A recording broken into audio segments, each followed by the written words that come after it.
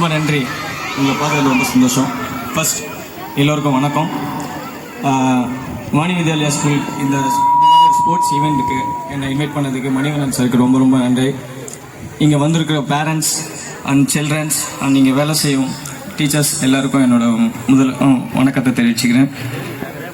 ரொம்ப நேரம் வெயிலில் காய விட மாட்டேன், எனக்கும் அது தெரியும். சீக்கிரமாக என்னோடய ஸ்பீச் முடிச்சுக்கிறேன். ஓகே. ஸ்போர்ட்ஸ் இப்போ இருக்கிற காலகட்டத்தில் எல்லா துறையிலையுமே அதுக்கான வாய்ப்புகள் நிறையா வழங்கப்படுது.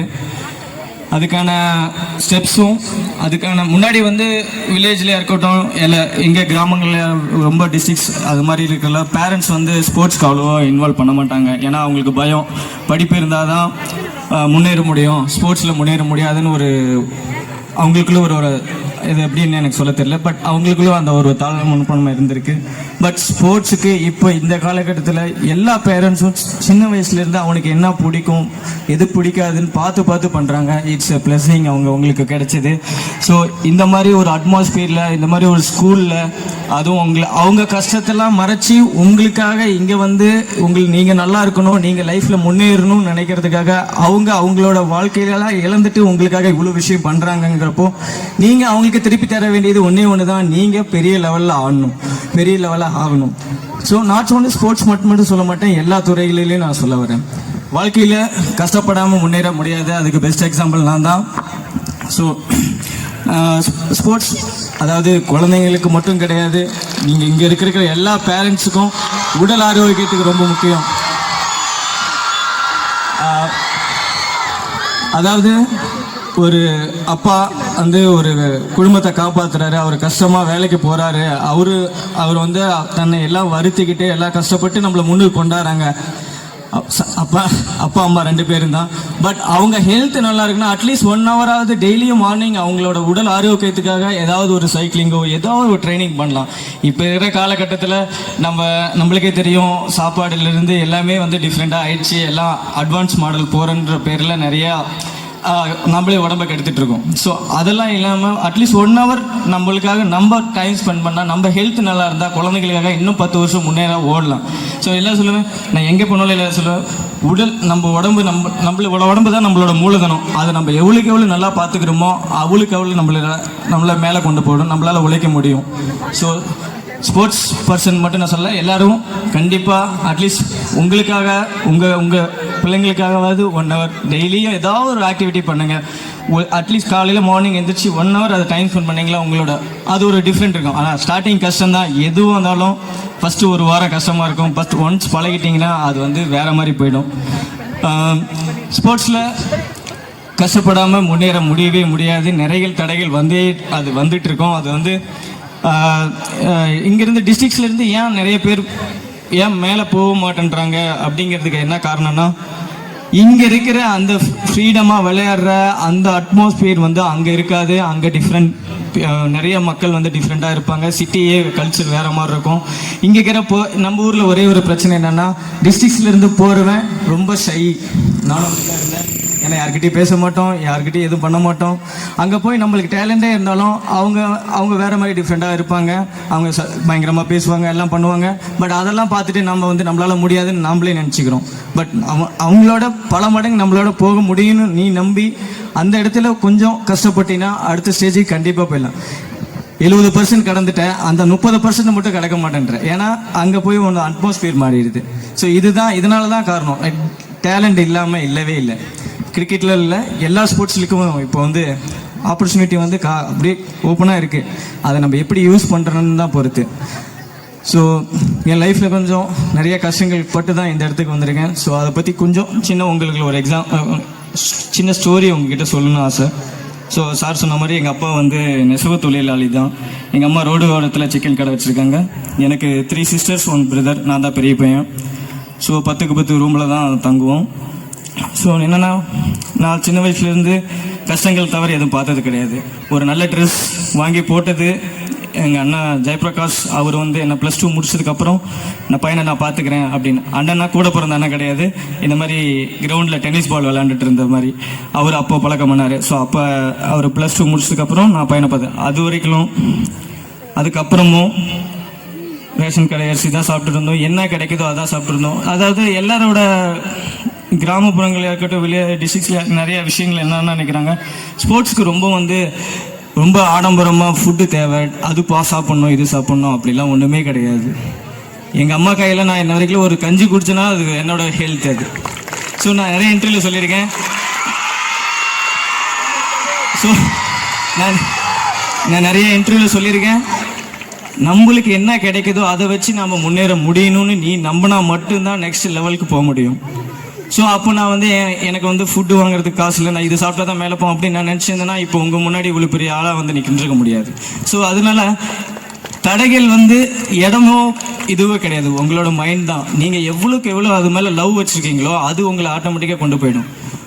ஸோ அப்போ கேட்பாங்க, நிறைய இடத்துல கேட்டுருக்காங்க உங்களுக்கு ஹெல்த்தியான ஃபுட் அப்படின்னு. இல்லை எங்கள் அம்மா கையில் சாப்பிட்றது, அதை தவிர வேறு எதுவும் இல்லை அப்படின்னு நான் சொல்லியிருக்கேன். ஸோ என்ன சொல்ல வரேன்னா, இங்கேருந்து நிறைய பேரால் சாதிக்க முடியும், அதை ஃபஸ்ட்டு நீ நம்பணும், தன்னம்பிக்கையாக இருக்கணும். முதல்ல தன்னம்பிக்கை இருந்தால் மட்டும்தான். அதாவது முன்னாடி நான் கிரிக்கெட்னாவே இப்போ 7 வயசு 8 வயசில் கொண்டு போய் அகாடமியில் விட்டுறாங்க.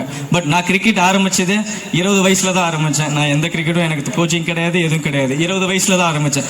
அந்த 10 வருஷத்தில் நான் இந்த அளவுக்கு வந்திருக்கேன்னா, நான் இப்போ சின்ன வயசுல இருந்தால் நான் இன்னும் ஒரு பெரிய லெவலில் ஆடிக்க முடியும். பட் அது நான் பெருசாக அது ஒரு பெரிய தடையை நினைக்கல. என்னால் என்ன முடியும், என்னால் அன்னைக்கு சுச்சுவேஷனுக்கு ஏற்ற மாதிரி என்ன முடியும், எனக்கு ஒரு ஆப்பர்ச்சுனிட்டி வந்துச்சு, அதை நான் யூஸ் பண்ணிக்கிட்டேன். எல்லாருக்கும் ஒரு காலகட்டத்தில் ஒரு வாய்ப்பு வரும், அதில் தெளிவாக முடிவெடுத்து அதுலையான்னு நீ டிசைட் பண்ணி அதில் கடினமாக உழைச்சின்னா எவ்வளோ பெரிய உயரத்துக்குனாலும் போக முடியும். அது ஃபஸ்ட்டு நீ நம்பணும். டிஸ்கரேஜ் பண்ணுறதுக்கு நிறைய பேர் இருக்காங்க, மோட்டிவேஷன் பண்ணுறதுக்கு தான் இங்கே ஆள் கிடையாது. ஏன்னா வில்லேஜில் எப்பவுமே மட்டம் தட்டுறதுக்கு நிறைய பேர் இருக்காங்க. என்னையே நிறைய பேர் மட்டம் தட்டுருக்காங்க, 5 பேர் வச்சுட்டு இருக்க, எப்படா நீ குடும்பத்தை காப்பாற்ற போகிற அப்படி இப்படின்னு. இப்போது அவங்களே சொல்கிறாங்க, பரவாயில்லப்பா உங்ககிட்ட டேலண்ட் இருந்தது அப்படின்னு. இதுதான் உலகம். மற்றவங்களுக்காக நீங்கள் யாரும் வாழ வேண்டாம், உங்களுக்காக நீங்கள் வாழுங்க. உங்களுக்கு என்ன பிடிக்குமோ அதை பண்ணுங்க, கண்டிப்பாக சப்போர்ட் பண்ணுங்க. உங்களுக்கு அதாவது இந்த பள்ளி பருவத்தில் கிடைக்கிற அந்த ஃப்ரெண்ட்ஷிப், இங்கே கற்றுக்கிற விஷயந்தான் உங்களை லைஃப் லாங் கொண்டு போகும். உங்களோட இன்பம் துன்பம் எதுவாக இருந்தாலும் உங்களுக்கு தோல் கொடுக்கறது இங்கேருந்து தான். நண்பர்கள் தான் இங்கே தான் கிடைப்பாங்க, இங்கே தான் உங்களுக்கு உண்மையான நண்பர்கள் கிடைப்பாங்க. ஏன் சொல்ல வரேன்னா, இங்கேருந்து நீ எவ்வளோ பெரிய உயரத்துக்கு போனாலும் உன்னோட தப்பை சுட்டி காட்டுறது இந்த ஸ்கூல் நண்பன் தான் இருப்பான். ஸோ ஏன்னா இங்கேருந்து உங்களுக்கு நல்லது கெட்டது எதாக இருந்தாலும் உங்கள் நல்ல நண்பர்கள், நல்ல கேரக்டர், ஒரு நல்ல குணம் எல்லாமே இங்கேருந்தா. ஏன்னா இங்கே கடவுள் மாதிரி கள்ளங்களோட இல்லாத மனசு இங்கே இந்த ஸ்கூலில் அந்த ஸ்கூல் படிக்கிற காலகட்டத்தில் தான் கிடைக்கும். ஸோ அதனால் கடினமாக உழைங்க, ஹார்ட் ஒர்க் பண்ணுங்கள். அதுக்கப்புறம் நான் என்னோடய ஸ்டோரி சொல்கிறேன். அது மாதிரி அப்பா அம்மா 5 பேர், நான் தான் பெரியவன். எங்கள் வீட்டில் பார்க்குறதுக்கு எனக்கு ஷூ கிடையாது. நான் கிரிக்கெட் ஆரம்பித்து டென்னிஸ் பால் கிரிக்கெட் ஆடுவேன். எனக்கு டென்னிஸ் பால் ஆடுறதுனா ரொம்ப பிடிக்கும். எல்லா ஊர்லேயும் ஆடிருக்கேன். எனக்கு கப்பு வாங்குறதுனா பிடிக்கும். எங்கள் வீட்டில் கப்பு வைக்கிறதுக்கு இடம் கிடையாது, என் ஃப்ரெண்ட்ஸ் வீட்டில் கொண்டு போய் வைப்பேன். ஏன்னா 10 ரூம் அதில் இடமே கிடையாது. ஸோ அப்படி இருக்கிறப்போ எனக்கு கிரிக்கெட் பால்னால் என்னன்னே தெரியாது எனக்கு. ஸோ எனக்கு கிரிக்கெட் பால்னால் என்னென்னு தெரியாது. 12வது வரைக்கும் நான் ஒரே டென்னிஸ் பால் இப்படியே தான் விளையாண்டுட்டு இருந்தேன். அப்போ தான் ஜெயபிரகாஷ்னு ஒருத்தர் ஸோ எல்லாரும் ஒரு லைஃப்லேயும் ஒரு வழிகாட்டி இருப்பாங்க இல்லையா, அது எனக்கு கடவுளாக கொடுத்தது தான் ஜெயபிரகாஷ். ஸோ அவர் என்னோட கூட பிறந்த சகோதரர் கிடையாது, அவரும் ஒரு டென்னிஸ் பாலில் விளையாண்டவர். அதாவது எல்லா ஊர்லேயும் அது இருக்காங்க, ஆனால் யாருமே வெளிக்காட்டிக்க மாட்டாங்க. கண்டிப்பாக சைலண்ட்டாக நிறைய பேர் அந்த பசங்களுக்காக ஹெல்ப் பண்ணுவாங்க. அதாவது அவர் எனக்காக பையனுக்கு டேலண்ட் இருக்குது, பையனை மேலே எடுத்துகிட்டு போகலாம், ட்ரை பண்ணலாம். நான் இவ்வளோ ஆடணும் அது ஆடணும்லாம் போகல, கண்டிப்பாக ட்ரை பண்ணலாம். ட்ரை பண்ணி கிடைக்கலையா பரவாயில்ல. அதாவது ஒரு விஷயத்தை நீ ட்ரை பண்ணி 100% 200% நீ ட்ரை பண்ணி கிடைக்கலன்னா அது கடவுளோட பேட் லக் அப்படின்னு சொல்லலாம். பட் 100% ட்ரை பண்ணாமல் ஒரு இடத்துக்கு நீ போகணுன்னா அது நடக்கவே நடக்காது. ஸோ நம்ம ட்ரை பண்ணலாம். தமிழ்நாடு ஆடினா போதும்னு தான் என்னோட ட்ரீமாக இருந்தது. தமிழ்நாடு ரெப்ரசென்ட் பண்ணணும், அதுதான் என்னோட ட்ரீமாக இருந்தது. ஸோ 2013 சென்னைக்கு போகிறேன். எனக்கு சென்னைக்கு போய் பழக்கமே இல்லை, சேலம் டிஸ்ட்ரிக்ட் தாண்டினதே கிடையாது. ஸோ 2013 என்னை ஃபஸ்ட்டு சென்னை கூட்டி போனது அருணா தான். ஸோ அவர் மூலியமாக தான் நான் சென்னை போய் போனேன். அங்கே இருக்கிற அட்மாஸ்பியர் பயங்கரமாக இருந்தாங்க, எல்லாம் பயங்கரமாக காரில் வருவாங்க, இங்கிலீஷ் பேசுவாங்க, பிடிப்பாங்க, பயங்கரமாக பண்ணாங்க. எனக்கு அங்கே என்ன பண்ணுறதுனே தெரில. அண்ணா கிட்ட கேட்டேன், நான் எனக்கு இந்த மாதிரி ஒரு கஷ்டமாக இருக்குது அப்படின்னு. நம்ம என்ன வந்தோமோ அதை மட்டும் பண்ணுவோம், நடக்கிறது நடக்கட்டும் அப்படின்னு. அப்போ ஆரம்பிச்சது தான் அந்த ஜெர்னி. அப்போ 2014 அதாவது சென்னையில் லீகு கார்பரேட் மேட்ச் நிறையா நடக்கும், அதாவது கம்பெனிஸ் நிறையா வச்சு நடக்கும். ஸோ அதில் ஃபஸ்ட் டிவிஷன் கெம்ப்ளாஸ்டுக்காக ஆடினேன். அது மாதிரி நான் போகிற இடத்துல எல்லாமே ஒரு நல்ல உள்ளங்கள் வந்து நல்லா சப்போர்ட் பண்ணிக்கிட்டே இருந்தாங்க.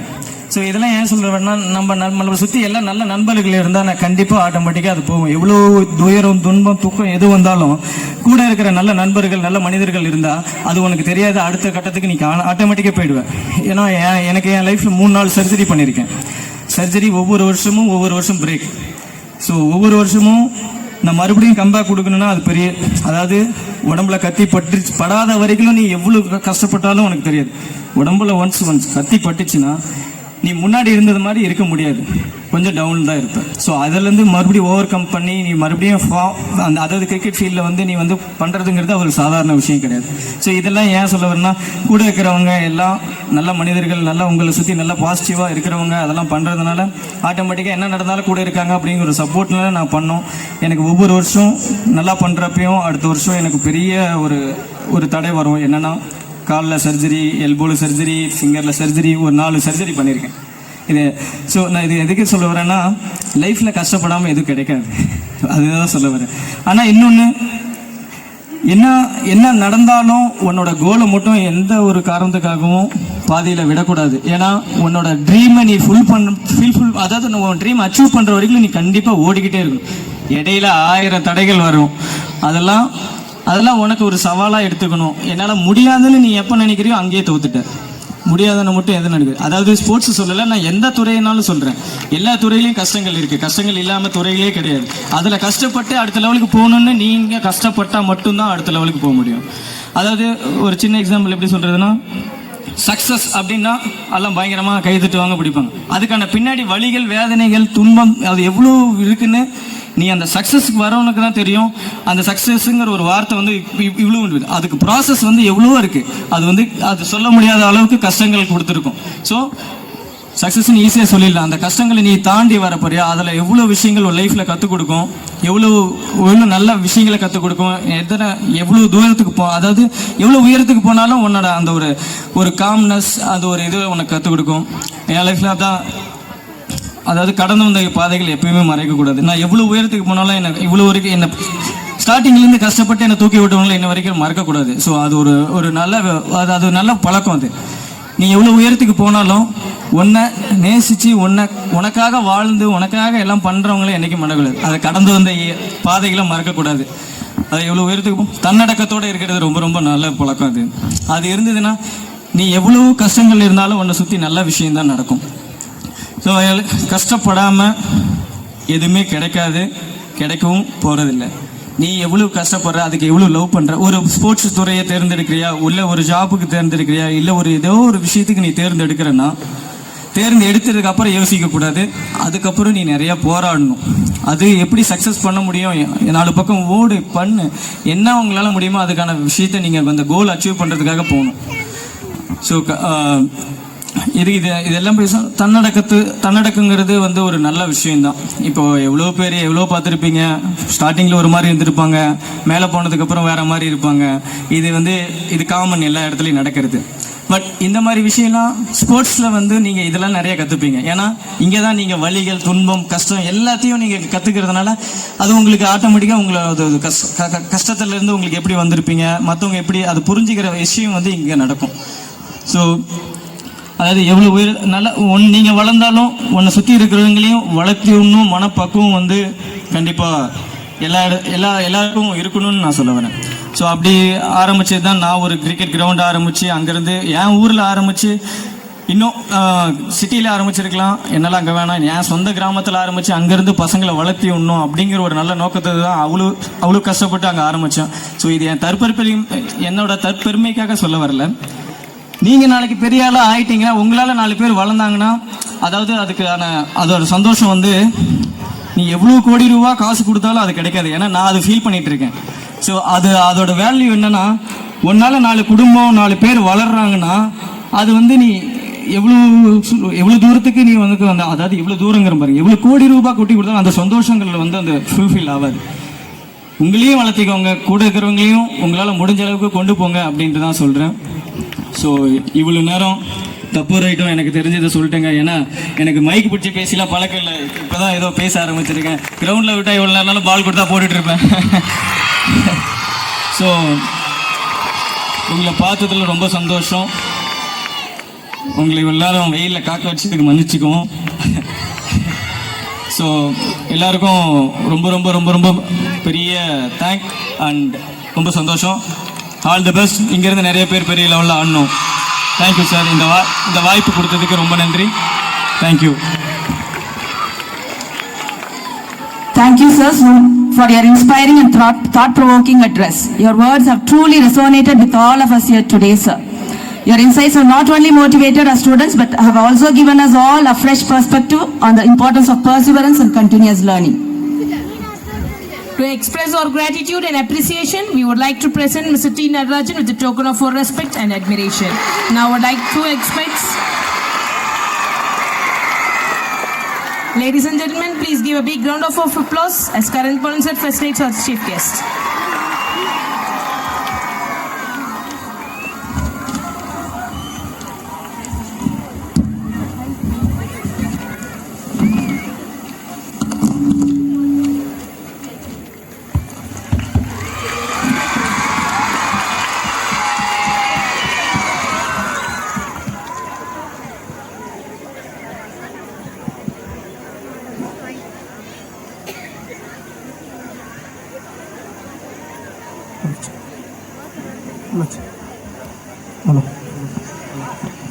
Any parents interested in any asking questions?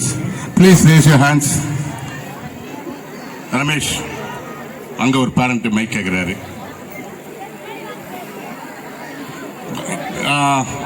கொஞ்சம் முன்னாடி வாங்க. மைக் யாரு கொடுங்க. அங்க மைக் பேசுங்க. அங்க மைக் இருக்கு பாருங்க. All of you. Children, please sit down. Sit down. Photo session will be there with all the children. Please be there. Please be seated. Hello sir. Sir Nithyanandan sir. Hi, நான் எப்படி இருக்கீங்க? நல்லா இருக்கேன். உங்கள் பேட்டரி கையத்தில் போட்டுங்களா? இல்லைங்க, அது வந்து அது ரோலிங் ட்ராஃபி. ஸோ யார் நல்லா பண்ணுறாங்களோ அது வந்து அப்படியே ரொட்டேட் ஆகிட்டே இருக்கும். ஸோ அது வந்து லாஸ்ட்டாக யார் ஃபெஸ்ட்டு பர்ஃபார்மன்ஸோ அதுக்கு அப்படி கொடுத்துருவாங்க.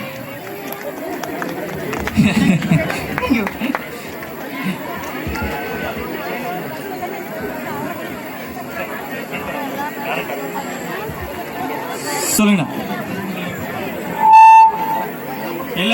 எல்லாருக்கும் அந்த ஆசை இருக்குண்ணா, எனக்கும் அந்த ஆசை இருக்கு. இதுலேயும் இந்த மாதிரி ஒரு கேம்ப் வந்து அரேஞ்ச் பண்ணிட்டு இருக்காங்க. அங்கே டேலண்ட் ஸ்கவுட் பண்ணி அங்கே இருக்கிற பிளேயரை எப்படி டெவலப் பண்ண முடியும், அங்கேருந்து எவ்வளோ பிளேயர் கொண்டு வரணும், டிஸ்ட்ரிக்ட்ஸ்லேருந்து எல்லா பசங்களும் வரணுங்கிற ஒரு நோக்கத்தில் சூப்பராக பண்ணிட்டு இருக்காங்க.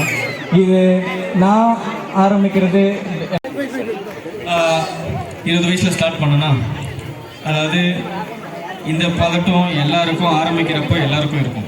ஈவன் நீ எந்த பெரிய மேட்ச் ஆடினாலும், எங்கே போய் ஃபஸ்ட்டில் நீங்கள் ஜாப் போனாலுமே அந்த சின்ன ஒரு நர்வஸ்னஸ் இருக்கும். அதெல்லாம் தாண்டி தான் நீ சக்ஸஸ் பண்ணணும்னா உன்னோட திறமையை நீ நம்பணும். அதில் நீ வந்து பயங்கரமாக கிங் மாதிரி இருக்கணும். சூப்பர். தேங்க்யூ.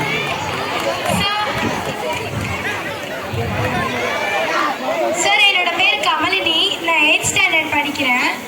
உங்களுக்கு கிரிக்கெட், டென்னிஸ் தவிர வேறு ஏதாவது கேம்ஸ் பிடிக்குமா? ஸ்போர்ட்ஸ்? அதான் நிறைய இடத்துல சொல்லியிருக்கேம்மா, எனக்கு கிரிக்கெட் தவிர வேறு எந்த ஸ்போர்ட்ஸும் தெரியாது, விளையாண்டதும் கிடையாது.